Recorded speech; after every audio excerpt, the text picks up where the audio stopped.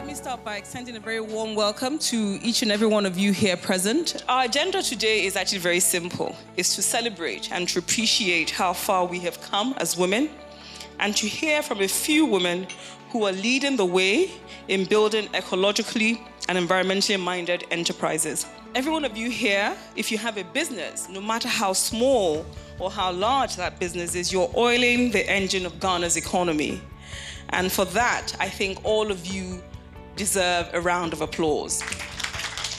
How is a national dish composed of ingredients that are not from this nation? I always say, since we just had independence, what would Kwame Nkrumah say if he saw that plate of jollof?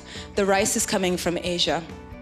The chicken is coming from Brazil. Depending on the time of year, you'll get some of the onions and tomatoes coming from Holland. Your salad cream is coming from the UK. So that is our national dish. So where is that money going and why is it not being invested back into our countries? So I started thinking food is much more than just filling our stomachs, and food has so many interlinkages with other parts of society and sectors that we all touch on. So if we eat what grows here, we put money back into that environment. If we eat what grows here, it's probably better for the environment. And if we eat what grows here, we're probably gonna be linking ourselves to food that's culturally appropriate.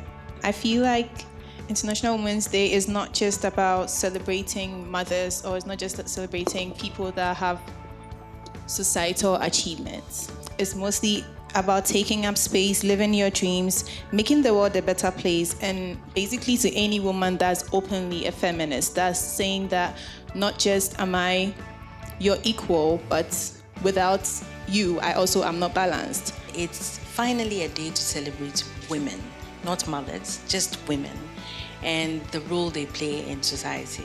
Being in the rural area, I see the different types of women that we have.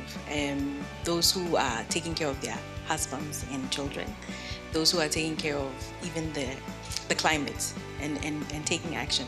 And finally, we get a day to celebrate them. I think there are so many sheroes that are neglected, that we don't see. The foresters, the farmers, the food people, and the people who pioneer things. Because there are so many things in this country and across Africa that women started and have been taken over. And finally, we have a day to lift these women up. I think being a woman in Ghana, in Africa, it's important for me to have the freedom to be who I want to be, to do the work that I love and want to do, and not feel that I need to be looking over my shoulder and not feel judged. And the conditions may not necessarily exist for all of that to be possible.